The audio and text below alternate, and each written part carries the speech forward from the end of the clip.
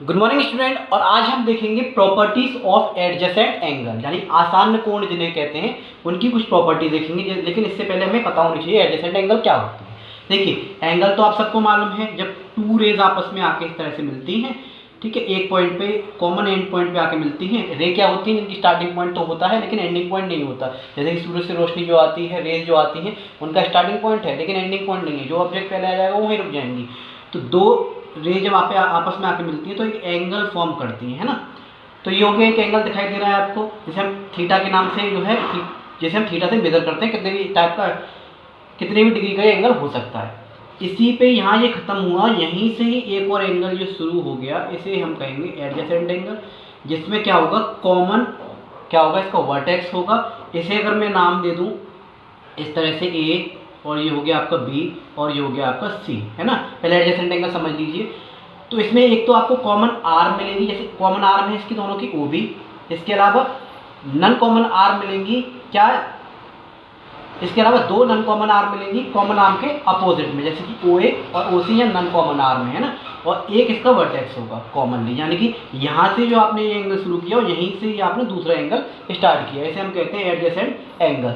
अब इसकी प्रॉपर्टीज होती हैं दो। क्या प्रॉपर्टीज होती हैं, एक होती है addition axiom of adjacent angle.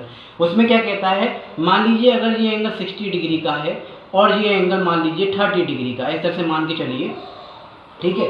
तो ये दोनों एंगल मिलके अकेले इस एंगल के बराबर होंगे, यानी कि angle A O B, angle A O B plus angle B O C, ये दोनों मिलके अकेले किसके बराबर होंगे, एंगल ए ओ सी के, एंगल ए ओ सी के। यानी कि अगर ये 30 डिग्री है और ये 60 डिग्री है, ठीक है, तो ये कितना होगा, 90 डिग्री। तो एंगल ए ओ सी अकेला ही 90 डिग्री होगा। तो एक प्रॉपर्टी ये हमारी एडजेसेंट एंगल कहती है। दूसरी एडजेसेंट एंगल की प्रॉपर्टी ये कहती है, अगर कोई भी दो एंगल इस तरह से बने हुए हैं और उनका अगर सम जो होगा, उनका जो सम अगर मान लीजिए 120 डिग्री है और ये 60 डिग्री है, उनका सम अगर सप्लीमेंट्री है तो हमेशा स्ट्रेट एंगल पे ही बनेंगे और एडजेसेंट होंगे। जैसे कि ए ओ डी और ये आपको दिखाई दे रही है सी। इसमें क्या है, कॉमन वर्टेक्स भी है ओ, ठीक है, कॉमन आर्म भी है दोनों की ओ सी ये, और नन कॉमन आर्म ही है, एक्सटीरियर आर्म बनी हुई है बाहर की तरफ ये।